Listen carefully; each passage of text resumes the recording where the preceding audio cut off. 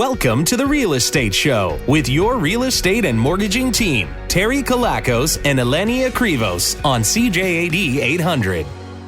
Good afternoon, everyone. You're listening to the Real Estate Show. I'm your host, Terry Kilakos, chartered mortgage broker and president of Northeast Mortgages, as well as founder of Northeast Group of Companies.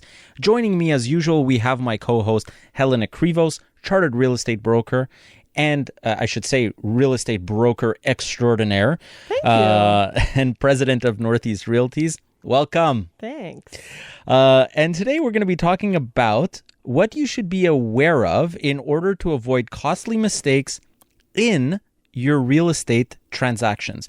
Last time we talked about how to have a smooth transaction, but we felt like it was important to discuss what can go wrong with a transaction and how to avoid those costly mistakes. We talked a lot about mortgages. Mm-hmm. We actually had like a whole barrage of questions that came in during the week. Mm-hmm. So we'll get into those as well. And don't forget, you can always reach us at the office during the week at 514-680-4674, or you could visit us online at northeastmortgages.ca or northeastrealties.ca. And if you haven't done so, please don't forget to subscribe to our YouTube channel, which is newsonthego.ca, where you get to see all this fun and exciting stuff that we do in studio live. It's crazy. It's fun. I always break something. I make that joke, but people, it's not a joke. I really do. Hopefully the managers of the station are not listening. Anyways. So, speaking about questions. Yes. So you mentioned that we did get some questions sort of during the week. This is sort of a part two. Right. Last week was about, having a smooth transaction. Now we're going to be talking about avoiding mistakes, which is kind of along the same lines, but we really just want to sort of get into more details. So we talked about transactions, getting prepared last time. So we had a question about sort of getting towards the end of the transaction. And this is going back to my point of last week, because you're not finished until you get to the notary and everything is signed. Everybody has signed off on everything. That's right. So before you get to the notary, towards the end of the transaction, in terms of on the mortgage and the real estate side, there's a lot of things to prepare, funds to prepare. Yeah. Getting your insurance. What else? What are some of the things people forget? Okay, so the important things to remember, okay, so if you have a CMHC-backed mortgage, and a lot of times bankers, brokers, people forget to mention this. So let's say you have a CMHC-backed mortgage, there is a tax that is associated to that CMHC-backed mortgage. That means you put under 20%. Exactly. Okay. And it's 9%. Okay, so there's a 9% tax on top of your CMHC premium that is due at notary.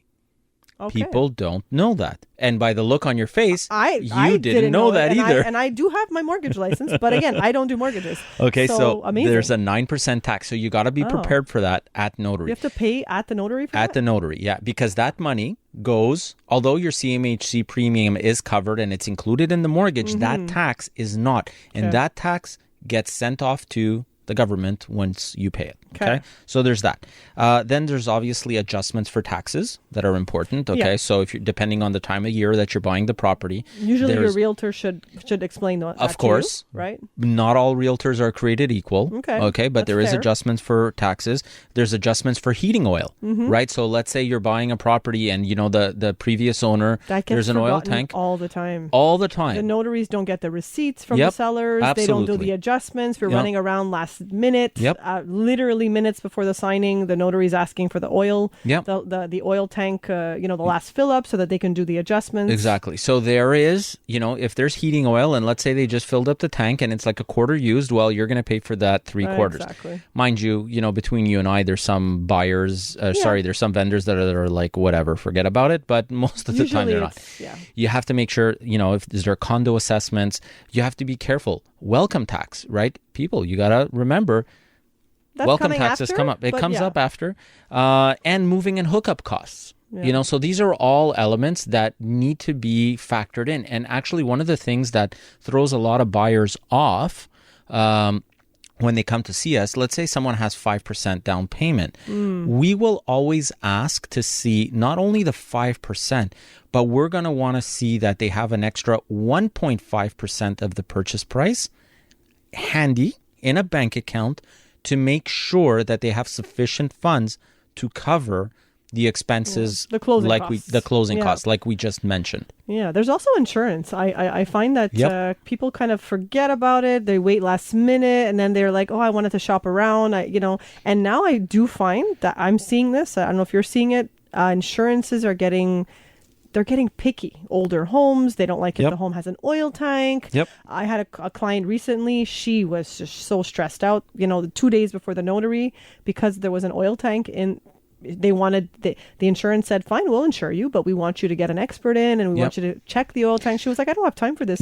I'm signing in 2 days. Yeah, right? that's why it's really important that you use an insurance broker. Yeah. That's what we do. Yeah, that's right. I've always used an insurance broker, and an insurance broker will actually be able to help you and find the right insurer for you, as opposed to you picking up the phone and calling a whole bunch of insurers. Well, that's what she ended up doing. Yeah, we had 48 hours left. Yeah. She said, okay, it did cost a little bit more. But this is sort of across the board now, right? Certain things are costing more to insure. Absolutely. And we have an in-house insurance broker. Exactly. He's awesome. His name is Mike George. So that's really like all the sort of last minute, again, it's all about details, avoiding mistakes. Yeah. It's all about working with a team, working with the right people who are going to take care of these details. Exactly. So, based on all the, thousands of transactions that we've done and we do, what are some of the kind of odd issues that you see constantly coming up as a realtor? What are some of the common costly mistakes that you've seen that buyers will actually make?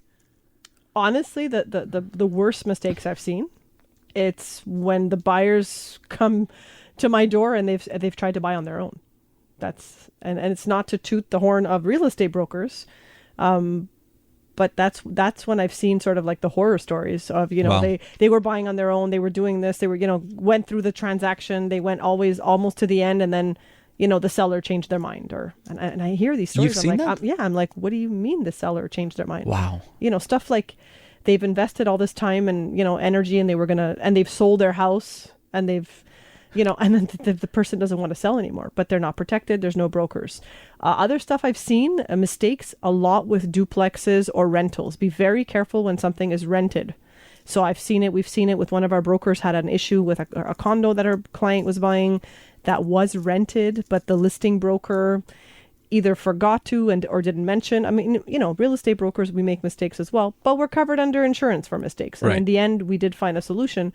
I remember that. So the listing broker that had listed that condo didn't mention that there was actually a lease in place. Why? Because verbally the tenant had said, I'm going to leave. Yeah. But verbal is not good. We need things in writing. And so again, this is where we come in and we say, okay, can I see it in writing, please? Yeah. And that was a perfect example of how we fought and we won that transaction. Yeah. And there was repercussions to that transaction for that listing broker.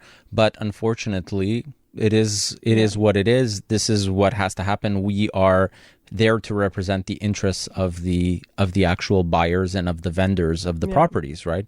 It actually reminds me of those commercials. We don't see them that often here, where you have someone like that couple, they're in bed, and all of a sudden like a SWAT team comes into the room, and they're guns are out, and they're like, we're like the Millers, we just bought this place, and they're like, oh, didn't your real estate broker tell you about, who lived here? And they're like, no. And they're like, oh. They're like, no, we didn't use a realtor. And they're like, oh, we should have used a real. Anyways, I find those commercials hilarious. There's a list of stuff. I think we're going to get to it. Sellers not declaring the right stuff. Again, when tenants are involved, there's a lot of you have to verify before just making assumptions. Yeah. Coming up, we're going to talk about inspections, hidden defects, and so much more. You're listening to The Real Estate Show on CJAD 800. Now we're going to take a small detour off to the CJAD Traffic Center. You're listening to The Real Estate Show with your real estate and mortgaging team, Terry Kilakos and Helen Akrivos on CJAD 800. You're listening to The Real Estate Show, and today we're talking about how to avoid costly mistakes in the real estate market. So before the break, we were kind of talking about What were we talking about? I lost my train of thought I was just here. listing some common mistakes. That's it. Common like issues that we've seen come up From buyers. Let's talk sellers now. So what are some of the common mistakes that you've seen sellers make, whether they're, it's a FSBO for sale by owner, or whether it's even being listed by a real estate broker? Sure. I mean, the number one mistake that sellers make is asking way too much for their property. It has the opposite effect, stays on the market way too long. You burn your listing, you help everybody else to sell. And then by the time you decide to, lower your price, you actually may end up getting less. So Hold on, you bring up why are you helping everyone else sell? Well, you're helping everybody else sell because you're overpriced. Right. And so buyers look at what's on the market. Like when you go to Costco and you're like, oh, and you're, pricing everything and comparing. People are comparing and they're saying, oh, this house here, same neighborhood, similar house, they're asking, I don't know, 800. Everybody else is asking 720, 730. When you're like 30, 40, 50,000 over everybody else, the other houses start looking very interesting all of a sudden, right? Yeah, absolutely. So you're helping the other. So what happens is literally we actually see it happening live. We're calling, oh yeah, well, the other ones have offers. Yeah, the other ones have offers because you're helping them to sell. So that's number one. So yes, it's a seller's market, but don't overprice the property.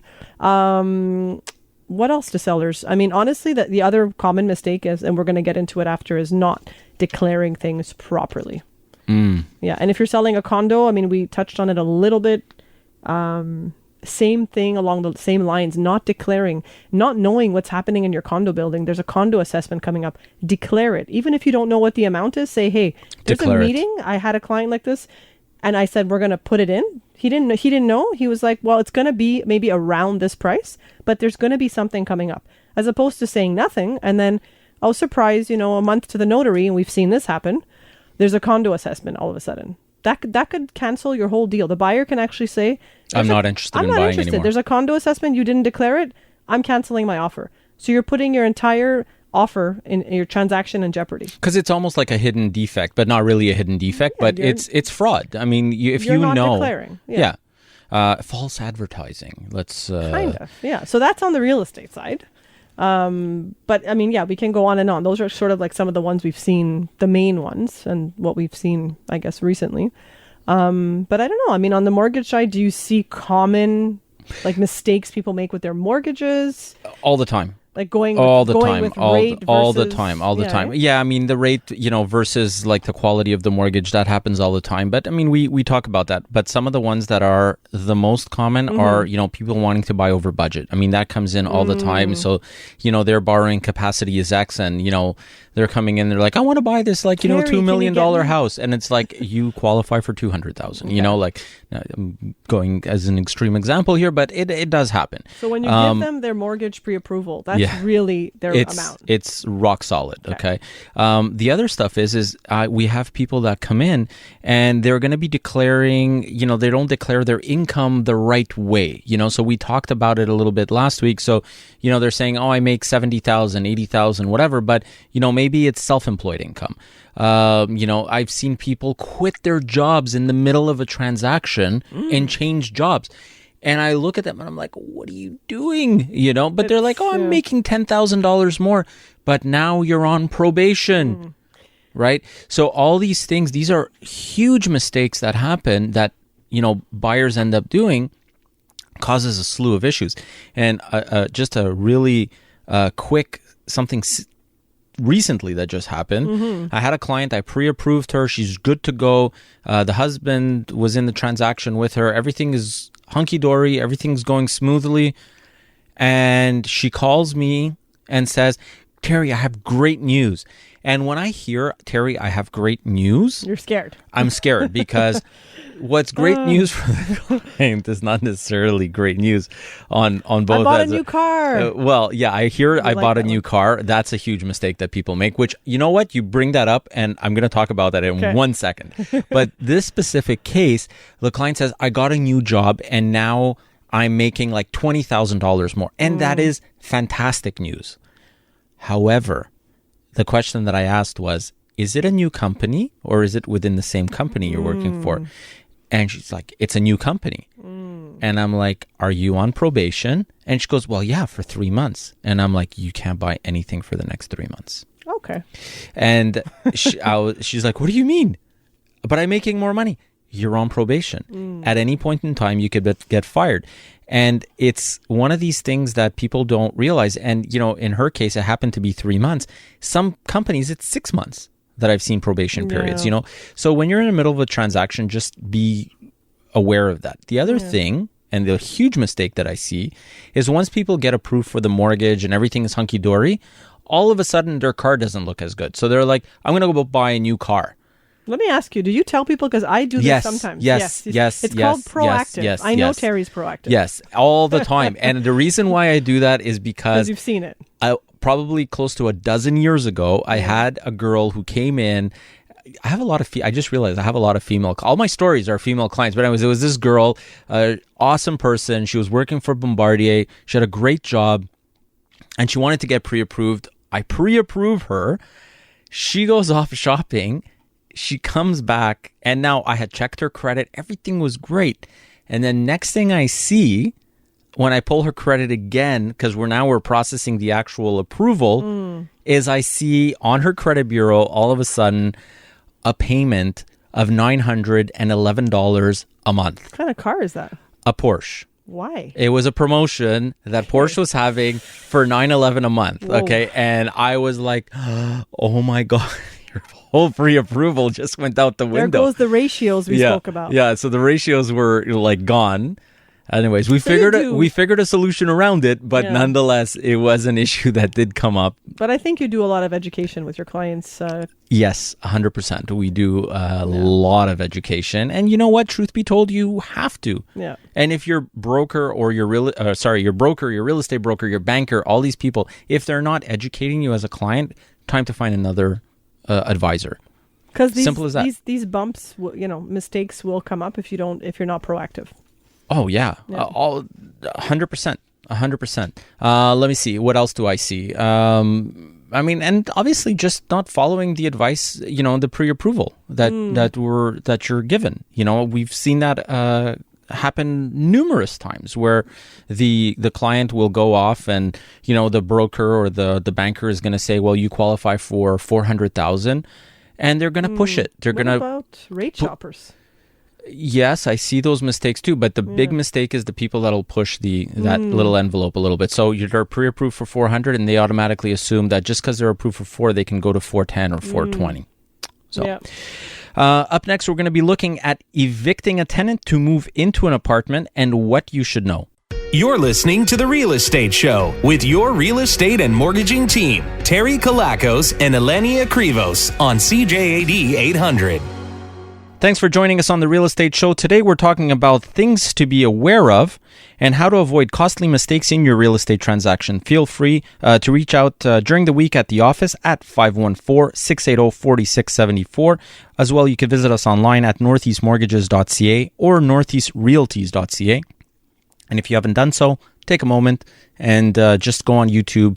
Subscribe to our YouTube channel. It's newsonthego.ca. So before we were talking about tenants, right? So we kind of touched on it a little bit, how there was a tenant, it wasn't declared, and unfortunately, the buyer had a hard time getting rid of that tenant that was actually in there. Let's go into that a little bit. Let's talk about the eviction process, if you will, of getting rid of a tenant. Well, the reality is, and I think, most of us know this, the tenants have rights. They have a lease. Especially in Quebec. Yeah. And they have a signed lease. They have a right to what's called to their dwelling. They have a right to stay in their dwelling. Right. And that's not only until the end of their lease, but it renews itself automatically, tacitly for another, let's say, 12-month period. In this case, we just talked about that story. We found out after that it was a 24-month lease en plus. Okay, so it was a little bit even more difficult. Again, it was verbally told to our broker, and she kind of took it also verbally that the tenant would be leaving and it wouldn't be a problem. So they made their offer. The client sold their house, only to find out after, let's say, again, it was, I think, a month up to the notary, that the tenant was not leaving. And then the whole process of, negotiating with a tenant that's not even yours yet. This is what the challenge is. Here's a buyer who's made an offer to purchase, accepted, has not gone to notary yet. Here's the surprise that comes up. But she's not even the owner yet. She can't even legally negotiate with the tenant. And right? that tenant was actually, in this example that we're giving, was actually really acting in bad faith, which unfortunately ended up putting a lot of people's lives, if you will, in kind of peril, if you will, because, people were not able to move into their property when they were supposed to, and all that stuff. Yeah, that's right. She actually was not able to move into the property and negotiate. The price of the condo was negotiated. She was compensated by the seller because she was also responsible. She's selling a property. You have to declare that it is rented and that you cannot move into it right away. You're going to have to buy it and give a notice. And so there were repercussions. There were compensations. The buyer did not move in right away. She ended up moving in, like a year after. That's right. And the proper measures were taken, of course, legally with the tenant.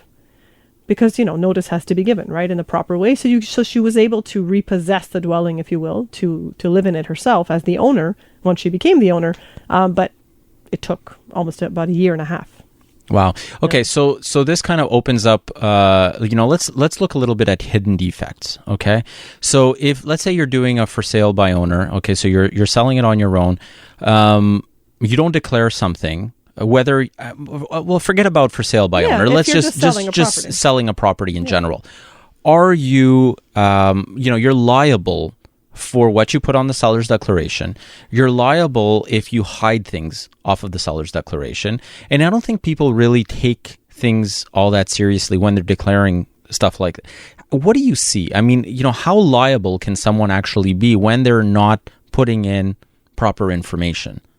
The issue is that people don't sell homes every day. Right. Last time, every time you sell a house and you ask, well, how long have you been here? I have clients who've lived in their homes for 20, 30 years. So it's not something you do every day. So when you're asked to fill out the seller's declaration, by the way, this is something else that didn't exist before, right? That's this is only recent. You have to declare everything because you have to tell yourself what you're declaring is nobody can ever come back to you actually for what you're declaring. What do I see a lot of? I see seller's declarations that are empty. So you lived in the house for 20 years and there's never been anything. How could that be? So, and this is actually partially the real estate brokers. It's our duty. It's my obligation to sit down with my client and say, here's the 7-page declaration. I'm going to help you fill it out properly. Exactly. So it's really like and you find that real estate brokers don't take the time to do that? I find that, and this is part of our training, right? Our ongoing continuing education training. I find that some brokers will fill it out. So you'll see some declarations that are amazing. Yeah. You will know that there was everything. A little crack in the window. This was fixed by insurance. The seller's declaration, you want to have a history of the property, a proper history, so that there are no surprises. You're trying to avoid surprises, right? So you want to declare almost everything. Whereas a hidden defect is something that somebody didn't know. In general, what I see is that people declare things. They declare what they think is important. They're not hiding things. Most sellers are not hiding things. However, sometimes a building does have a hidden defect. And that's something that nobody knew. That's something that could be behind a wall. An inspector cannot find. You can't see. That's why it's called a hidden defect. Right. And that does come up. Not often, but it does come up. Okay, so just continuing on with this, because I find this fascinating. Let's say someone, you do the seller's declaration, you're as honest as you possibly could be on it. You declare what you have to declare. You put the house up for sale. You get a buyer that comes in. The buyer does their own inspection, and the inspector uncovers something about the property. I don't know, asbestos, this, that, whatever. Okay, it could be a multitude of things. It's dangerous wiring, whatever they find. And as the buyer, you decide, I'm not buying this property anymore. I'm walking away from the transaction. Now, there was a professional opinion that said that there was an issue, for example, on the wiring. Do you have to modify that seller's declaration now and say, by the way, there was an inspection done and this is what was found out? Because that's such a good question. And people sort of have differing views on this. And that's where mistakes can happen. Ideally, yes, you're going to say, because one of the questions on the declaration, by the way, is, are there any reports that exist on the property? Now you have a report. And again, you can't say, oh, I don't really agree with that expert report. It doesn't exist, this report. You're not allowed. And we're not allowed as brokers. So we can't hide things. You could get a second report, which is something we recommend to our sellers, especially case by case, depending on your property. Yeah, because you could have an inspector that just is overzealous or just doesn't. Yeah. So you can say, you know what? Yes, we have a report. We don't really agree with it. So we're going to go ahead and get a secondary opinion. But listen, if you have a report that says, for example, your electricity, your wiring in this electrical box seems dangerous. Sketch. It seems like it's not connected properly. The inspector's going to say, get an electrician. Well, guess what?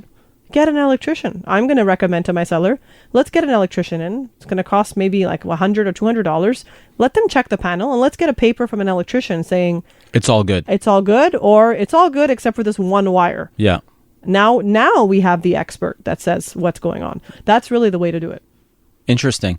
It's always one of those things. And, I've had clients walk away from deals and, there's been arguments where the real estate broker comes back and says, well, your client can't walk away and, we're just going to sell this property anyways and we're going to do this and we're going to, and I'm like, well, you're going to have to report it.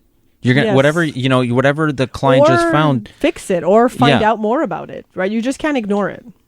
And unfortunately, there are people that actually ignore stuff. And that's where the problems come in because when it's found out later on, well, guess what? Now, all of a sudden, you've just opened up a can of worms. But at the same time, I don't want to sound like I'm being an alarmist. Okay. And it's important to understand, people, that I'm going to probably end up offending a whole bunch of home inspectors and a whole bunch of people with what I'm about to say here. Everybody does their job. You're buying a property that's been lived in. You're buying a property that has probably some gremlins. We cannot be crazy, like when we bought our property, it's not perfect. No, guys. Exactly. So we bought our property. It was a fairly new home, but there was issues. The pool heater didn't work. The sprinklers, a few windows had gas leak. I'm not going to go back to the vendors and be like, you didn't do this and you didn't do that. But you knew about those, right? I did. So anyways, it's, but I guess I'm just a different type of, buyer, if you will. Stay tuned for more talk about things to be aware of during your real estate transaction. You're listening to the Real Estate Show on CJAD 800. Now we're taking a small detour off to the CJAD Traffic Center. You're listening to The Real Estate Show with your real estate and mortgaging team, Terry Kilakos and Helen Akrivos on CJAD 800. Today we're talking about costly mistakes and how to avoid them. You're listening to The Real Estate Show on CJAD 800. Guys, if you want to reach us at the office during the week, you can call us at 514-680-4674. As well, don't forget, you could visit us online at northeastmortgages.ca or northeastrealties.ca. And please take a moment to subscribe to our YouTube channel, which is newsonthego.ca. Now, during traffic, you had a question, which I think that people would love to know about, which was the penalties, right? And stuff like that about mortgages that had come up. Yes. Okay. Yeah. So we were talking about inspectors. Basically, you forgot what you were just asking me like 2 minutes ago? Or? Okay. It's because we were talking about inspectors before. And basically the thing about inspectors is that there's good ones, there's bad ones. Yeah, exactly. It's like everything else, but you should get the property inspected to avoid mistakes. But don't basically go overboard. It's kind of like a balance. That's what we were saying. Then we started talking about back to mortgages, about penalties and all that kind of good stuff, because when I'm helping a seller to sell, I actually circle it on the brokerage contract. And then because when we get to the notary, they forget. And then I say, but look, I circled it, right? Circled which specific? What I do is I circle on the brokerage contract. There's a section that says the seller's responsible to pay for their penalties. Any penalty that comes with breaking their mortgage, as well as another thing to remember when you get to the notary has to remove your mortgage, radiate your mortgage, and there's a notary fee for sellers. And I've seen this so many times. Sorry, I'm just bringing this up here. Yeah. Sellers are sitting at the notary with their listing broker, and they're looking at their listing broker. The notary's charging them about $700-800, maybe more. Yep. To remove the mortgage from their property, because they have to remove it, radiate it, so that the buyer can put their mortgage on it. And the seller looks at their mortgage at their real estate broker like, is this normal? Yes, it's normal because it's in your brokerage contract. So sellers are responsible to pay to radiate. If you have a line of credit, if you have 2 mortgages, it's per mortgage. Okay, so that's another mistake that I see at the end at the notary that comes up, and people are like, "What's this?" Right? But the penalty. at the beginning of listing your property, I ask my sellers, can you pick up the phone and call your bank and ask them what your penalty will be? I want to avoid a surprise of, oh, it's 15,000. Well, we didn't calculate that into your net proceeds, right? Your proceeds from the sale. And by the way, people are probably listening and going, 15,000, that doesn't happen. It happens every day. And this is one of the reasons why I tell people you need to go see a mortgage broker, because a mortgage broker, the way that the mortgages are structured is very different than when you're going to a brick and mortar bank. Okay. So when you're going to the brick and mortar banks, and we hear the advertisements all the time, come to us, we're great, we're this, we're that, we're going to give you $2,500, we're going to do this, we're going to do that. Those gifts that the bank gives you come with teeth, right? They come with conditions that no one realizes until the day comes to break it. And, you know, I had clients where they came to me, they say to me, I want to go with Bank ABC. And I say, no, I don't think so. We need to go with Bank XYZ because we don't know what's going to happen. You might have to break that mortgage. And the penalty with Bank ABC is going to be $20,000. And with Bank XYZ, it's going to be, you know, $3,000. And they look at me like I'm cracked, like I don't know what I'm talking about. And lo and behold, 3 years goes by and they decide to sell their property. And then I get the call from the client. You know, I decided to go to my bank instead of doing my mortgage with you. And now I have to break this mortgage and my penalty is $20,000. And people think that it's just 3-month interest. I hear this all the time. Absolutely. Like, they think that no, all the time.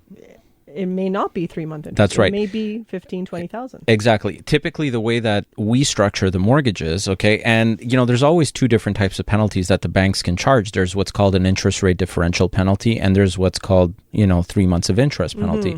And the bank will always charge you the higher of the two. But don't forget, when you go into a bank, everything that the bank does is based off of their posted rates, which is the same rates that the Bank of Canada has.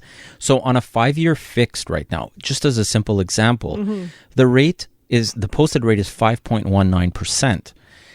Let's say they end up giving you a rate of 3%. Well, that's a discount that they gave you of 2.19%, right, on that. If you break that mortgage, that discount that they gave you is calculated into the penalty and it's factored in. And that's why the penalties end up being so high. The other thing, if they gave you a cashback, well, that cashback that they gave you has to be paid in full back to the lender. But it's so enticing. They're offering $2,500. Yeah, back, absolutely. Yeah. Back. But you know what? It has to be paid back. Yeah. And people don't realize that. So, the bank is going to say, well, let me give you this. Let me give you that. Well, you know what? In that 5-year period, if you break that mortgage, you're getting nailed. And you're going to have to pay back that cash back. And I don't care if you break the mortgage a month before the end of the term, you still have that cash back to pay. And they're not going to prorate it, if you will. They're not going to say, well, you've done 4 years and 11 months with us, so there's no cash back to pay. No, the cash back will be charged all the way to the end. I have a question about penalties because we have seen some cases, I think, you remember stories better than I do, but where we've been able to help clients, like when they've had some penalties, either they've stayed with the same lender and they've taken a larger mortgage. Like, are there solutions that you could potentially find for clients? There is things that we can do. Okay, so a lot of times when someone is buying another property, they're selling one, they're buying another one, we're able to restructure things in a certain way where we either offset the penalties that they're incurring with the lender, or we'll roll them into the new mortgage. So there is a couple of things that could be done. But again, if we weren't the ones that structured the original mortgage, we are literally at the mercy of the banks. Yeah, you can't necessarily go and negotiate with the bank, right? Exactly. On a penalty. Helene, we're running out of real estate All right. very quickly. If people want to get a hold of you, how do they get a hold of you? Our office line is 514-716-6188. And if you want to get a hold of us on the mortgage side, it's 514-680-4674. And of course, you could visit us online at northeastmortgages.ca and northeastrealties.ca. And guys, don't forget, please take a moment to subscribe to our YouTube channel, which is newsonthego.ca. Everyone, till next week, love you all. Have a blessed week.